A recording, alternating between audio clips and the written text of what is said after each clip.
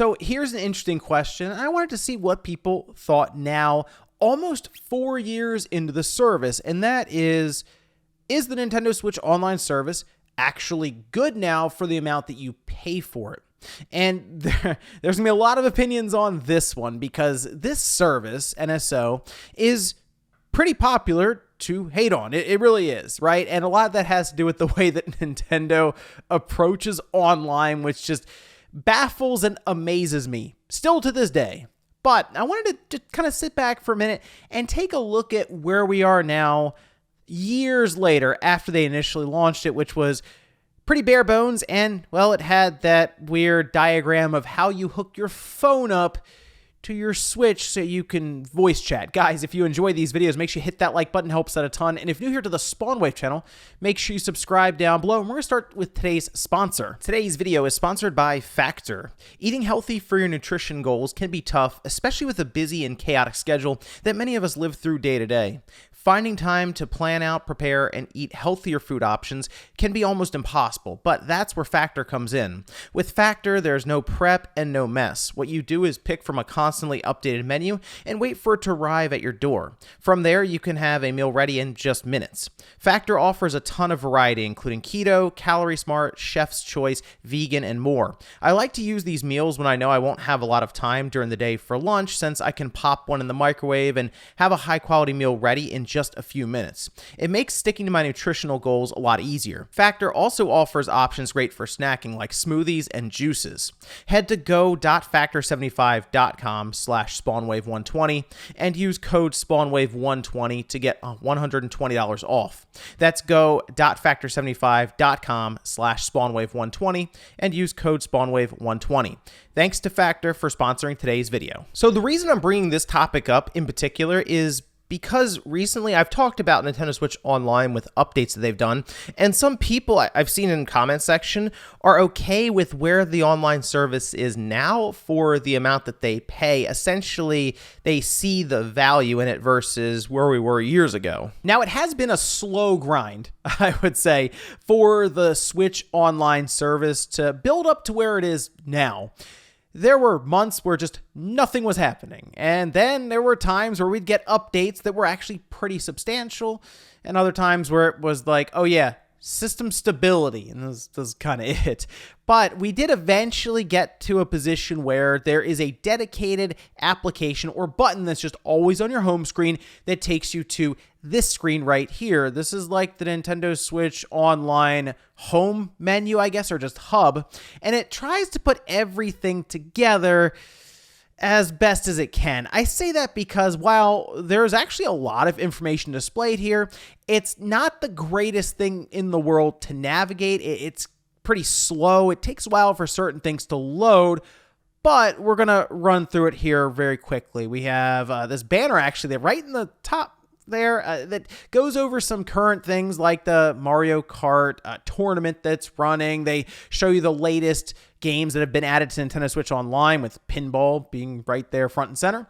And then we have like the different games you can play, that just being on the basic tier. Remember, there's two different pricing tiers. We have standard at $20 a year, and then we have the expansion pack bumping you up to $50 per year.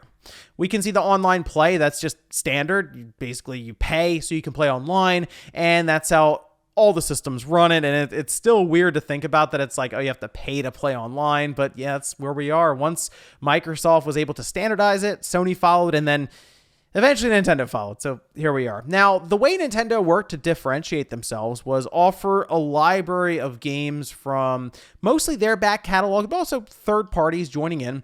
And they've worked to consolidate these 3 different apps here into sort of this list. It's kind of like a web page almost that you just scroll down, and I mean, it's kind of cool because they have them listed sort of in like release. Well, yeah, they have them listed in like release year and the dates and all this that they came out. So I do like that they at least have them set up kind of in like a historical context so you can look through and be like, oh, look at that. There's Yoshi's Story, came out March 9th, 1998, according to our little list here. But it is kind of slow to scroll through. It takes a little while for certain things to pop up, and it's not the smoothest experience to get around. That, of course, if you want to play Super Nintendo or N64 or Nintendo games, you would just go into that dedicated application. This, however, is just a way for you to go through, pick one, and then it'll launch that app and drop you into it. It'll show you a fun little description there. Gives you the teen rating because, blood and violence in Mario Kart, obviously. And then you can start your software from there. So it's at least a way to combine everything together, because the one thing I'll give Nintendo with this, now that I'm looking back on it more and more based on where we were when we started to where we are now, there's a lot more content here. They have been adding NES and Super Nintendo, Nintendo 64. Yes, at like a drip feed, so it's a very slow pace. But over the course of 3 years and 8 months, at least according to my membership, they have built up something you would look at and say, oh, well, I like Nintendo and Super Nintendo. Yeah, $20 is probably worth that kind of lineup. And I know it's brought up that you can just emulate these games through ROMs on your PC, and that is true. Actually, for many of us, I'm sure that are watching that you're watching this video now, you can go that route, but I'll tell you, as someone who interacted with a lot of people day to day through retail at different stores, many just do not want to deal with any of that. Setting up emulators, finding ROMs, configurations, all of those.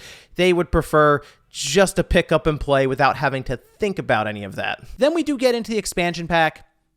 $50 a year. Well, we'll go over some of the benefits next to Nintendo 64 and Genesis games, but there is something that is still incredible to me that this is still happening. Save Data Cloud. Now, it's obviously important to be able to back up your saves beyond your system. So what Nintendo has done here is they said, well, wait a minute, they can't back it up any other way. Let's put a paywall there for them to back it up to the cloud.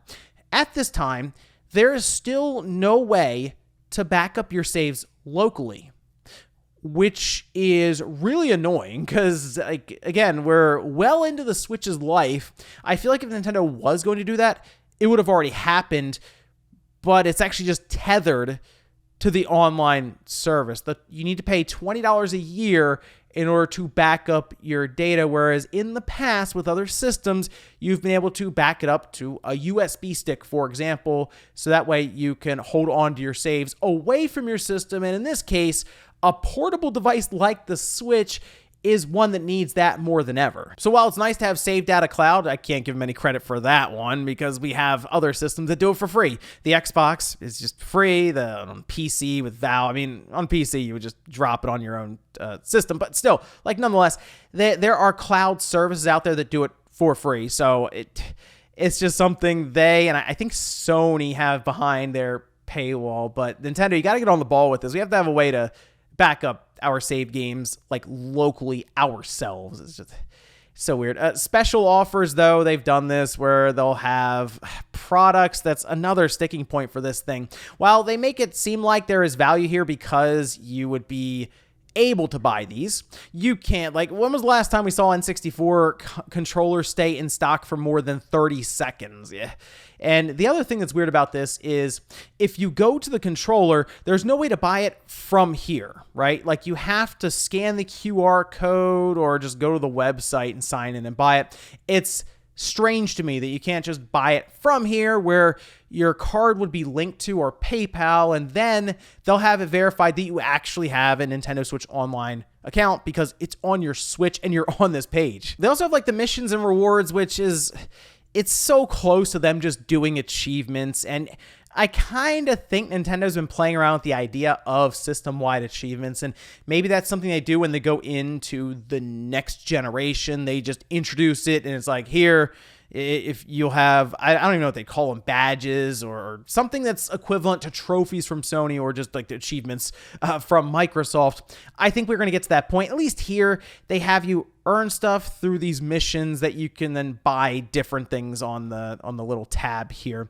Now, the biggest part that I've noticed that seems to have turned the tides a bit here for Switch Online and made people think, okay, that's actually good value, has to do with the downloadable content with the expansion pack. All right. So Mario Kart 8, the Booster Course Pass. This, I think, put it over the top because Mario Kart 8 is a very popular game. It's like 40 some odd million copies have sold on the Switch, and there's like another 8.5 million or so on the Wii U. So yeah, for the most part, almost everyone who plays their Switch regularly probably has a copy of this sitting on their shelves or just downloaded to their system. So when Nintendo showed up and said, yes, all of these courses that we're going to do, which were actually quite a few of them, pulled from previous Mario Kart games, it's just going to be part of the expansion pack. If you're signed up $50 a year, you will just have access to this roadmap of content that we're going to be dropping into Mario Kart 8 Deluxe that,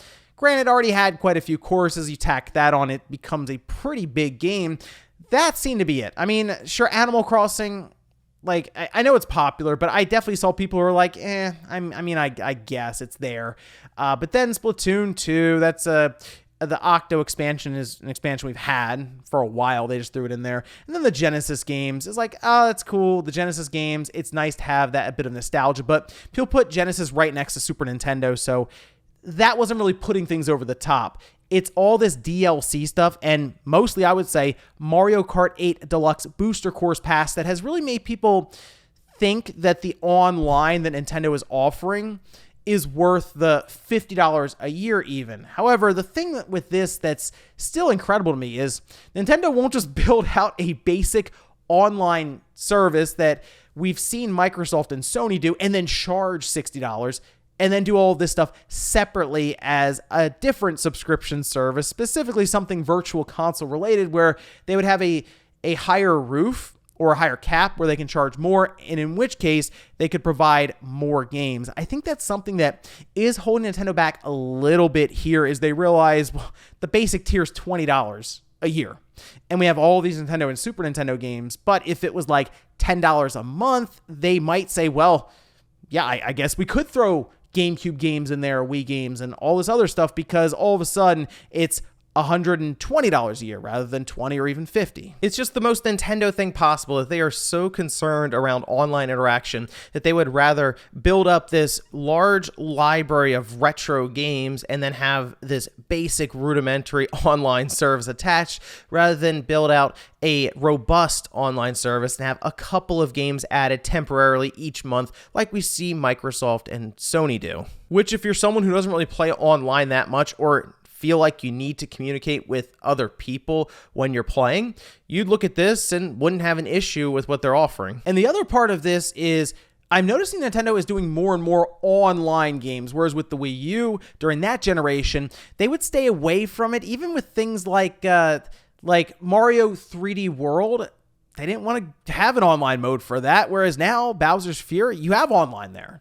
So like I see Nintendo doing this more and more with like Mario Strikers. That's coming up. Seems like there's a lot to the online with that, full leagues and everything. We see Splatoon 3 coming up here pretty soon, and that's a big time online game. So it does look like Nintendo realizes they need to keep pushing these online games out so that they can continue to add more value and reasons for you to sign up for this online service. Now, all of this then ties back to, is the online service actually good now?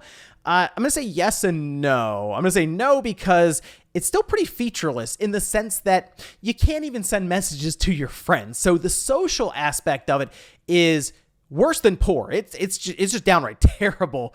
But on the other side, for content that you get, it's actually not bad. Like it's surprisingly good at times when you start scrolling through the list of games you have available to you, and the fact that Nintendo seems to still be adding games to the Nintendo and Super Nintendo side, whereas it's not anything super impactful like Mario RPG. There's still games coming in, and they still do those game trials occasionally, right? And you never know. You could have another Tetris 99 pop up out of nowhere, or as they did here with Mario Strikers, a demo that's available for the online members along with a network test coming up. So if you're looking for a robust online service that allows you to do things like play with your friends and actually communicate with them on your Switch, it's probably not going to be the case. But if you're someone who's like, oh, $20 and I get Nintendo and Super Nintendo, or $50 and I get N64 and Genesis and all this DLC, yeah, the online service is actually good now then. So let me know what you guys think about this one down below. Like I said, I know there's a lot of opinions on Nintendo Switch Online, so I just wanted to see where people are now more than 3 years into the service and kind of how it's evolved. Thanks guys for watching, and I'll see you next time.